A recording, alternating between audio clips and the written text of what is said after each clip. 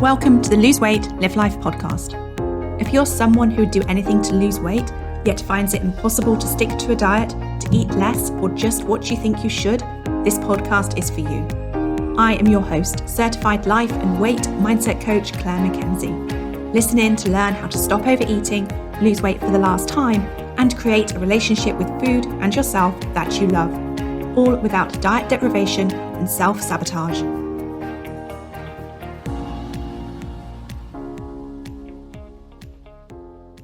Hi everyone, and a very warm welcome to podcast episode 117. As I mentioned last week, our focus for the month of February inside of the Lose Weight, Live Life Academy is creating a better relationship with yourself. And creating a better relationship with yourself is a fundamental part of your weight loss journey, because the more you love and respect and appreciate yourself, the easier it will be to do things for yourself to create optimal physical and emotional well-being. You can't hate yourself slim. It just does not work for long-term sustainable weight loss. And I spoke about this inside of the Lose Weight, Live Life community last year. And it's such a fundamentally important message. I want to share it here with you on the Lose Weight, Live Life podcast today. And if what I share here resonates with you, and if you think you might like help changing, transforming, improving the relationship you have with yourself, then please do come join us in the Lose Weight, Live Life Academy. Go to www.thebestyou.coach/enroll to find out all of the details and join us today. Okay, hopefully this is streaming live on Facebook. I'm just going to give a moment to see if this comes up. I hope you are all having a good Friday. I am loving all of you coming into the community and getting ready for the Lose Weight, Live Life Mindset Coaching Experience Week, which will be getting started officially, properly, on Sunday, the 11th of September. My name is Claire McKenzie, and I'm really looking forward to spending that week working closely with you to support you on your weight loss goals and to help you create a relationship with food and yourself that you love. But today, what I want to talk to you about is the fact that you cannot hate yourself slim. Many of you are joining the community and sharing your stories. And as is often the case, I'm noticing that many of you are talking about maybe some regret that you feel, some self-judgment. That could be about the number on the scales, about your size, about the fact that maybe you've lost your weight previously and you've started to regain it again, or you've lost weight previously and now you're back at your heaviest again. This is really, really normal. Of course, I did it myself for many, many years, but it's really not useful or helpful when it comes to working at losing weight and creating a relationship with food that we love. So often, and I encourage you to sort of take a moment and pause and ask yourself, how do I feel about my weight, about my relationship with food, about my sort of dieting history, about the size that I am, about any impact that my weight is having on other areas of my life. And if you notice negative emotions such as frustration, shame, disappointment, regret, judgment, there's so many, aren't there? Self-loathing, self-hate, I think I've probably felt all of them at some point. These negative emotions, if they are there as a part of what you feel, then I want you to really encourage you to listen to what I'm going to talk to you about for the next just few minutes. This is just one of these small sort of hints and tips. First of all, it's really normal. The last thing we want to do is start judging ourselves for the judgment that we have about our weight. So let's just sort of take that off the table from the beginning. First, it's really, really normal because of the world and the society and the culture and the diet industry and our experience of human beings in the world in which we live today to feel these negative emotions about ourselves, our weight, our ability to lose weight. We think we should just be able to eat like a normal person, and we chastise ourselves for the fact that we feel out of control around foods. We say things, we feel addicted to foods, all of these things. It's really normal. Okay. But there's a few things that I want to sort of share with you. First of all, you think that these emotions, these negative emotions, are coming from the facts that are whatever they may be. So you think that you feel the way you do, possibly because of the number on the scales, possibly because of the clothes size that you wear, possibly because you have lost 2 pounds, lost 2 stone and gained 3 back. Okay. The number on the scales, the amount of weight in numbers that you've lost or that you've gained, your clothes size, these are all just numbers. It's just math. They don't mean anything about you. They do not mean anything about you. Your weight, when you weigh yourself, is just your gravitational pull on the earth.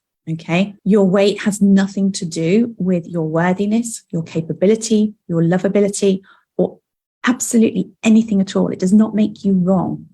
Okay. It is just a number, right?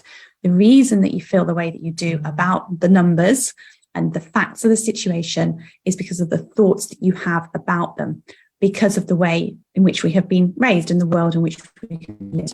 Okay, that still does not mean that it is the truth. And that's really good to know, because what that means is you don't need to change your weight in order to accept yourself, love yourself, like yourself a little more. You only need to change how you think about your weight. Okay. And I'm aware that I'm saying this, and some of you might be, yeah, but I'm here because I want to lose weight. Okay, and I totally get that. I'll explain a little bit more about that in a moment. So I get that you're here. I'm guessing because you want to lose weight. If you don't want to lose weight, absolutely fine. But I'm going to assume that those of you who've joined this group have joined this group because you want to lose weight. And you want to lose weight so that you can feel better. And you think that if you weigh less, then you're going to feel better about your body, your size, you're going to feel more comfortable, all sorts of things. And of course, yes, you may feel more physically comfortable if you weigh less weight. But when it comes to the emotional feelings of all of this, I want you to know that the negative emotions you feel right now are not based on the number on the scales. They're based on the thoughts you have about it. Okay. And this is actually quite important. The reason why this is really important is because the more negative emotion we feel, for those of us who tend to be emotional eaters, for those of us who tend to eat to feel better, what we want to do is eat to not feel that negative emotion. Okay.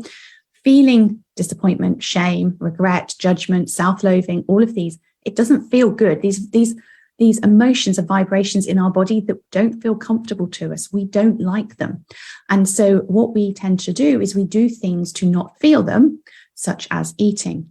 So the last thing you want to be doing if you're someone who eats to feel better is to be thinking in a way that has you feeling not so good as you could otherwise feel. Okay, that's the first thing. The other thing that I want you to consider is I want you to think of someone who you really love and cherish. Someone, maybe it's a child, maybe it's a partner, maybe it's a parent, maybe it's a best friend. I want you to think about someone that you love and cherish. And I want you to think about doing something special for them. Maybe it is, I don't know, driving them to the airport or something like that. Something that might be a bit of a chore, but you're really, really happy to do it because you love them. Okay. And then I want you to think of somebody that you really don't like very much. Maybe it's that, person in the office you just don't get along with. Maybe it's that friend who betrayed you, but someone who you have some maybe loathing towards, have some dislike towards. Often the words that we use up against ourselves, even those people we really don't like, we still don't use such strong words against them. But I want you to think of that person. And then I want you to think how easy it would be for you to offer to pick that person up from the airport compared to the person that you really, really love. Okay. And right away, I'm guessing you're going to find a reason why not to do it. Or if you did do it, you would just be, feel resentful of it, want it to be over, wish you didn't have to do it.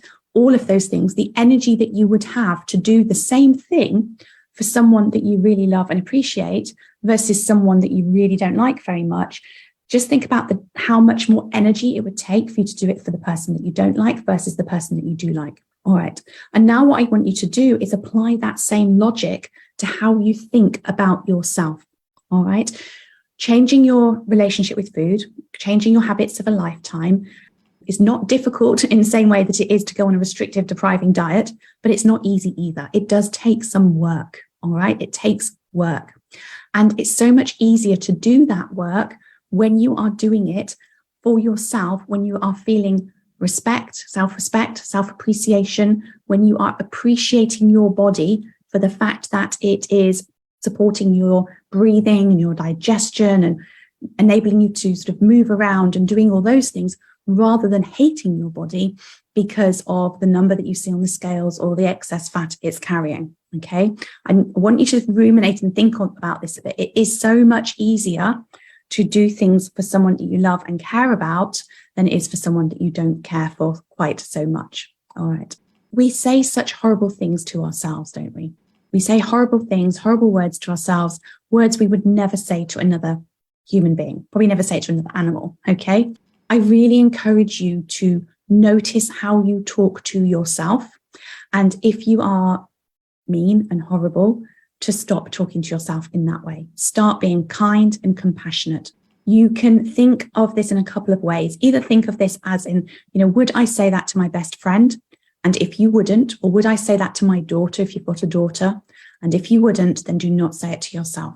The other way that you can think about this is you might want to find a photo of you when you were a small child, when you were maybe about 5 years old, something like that.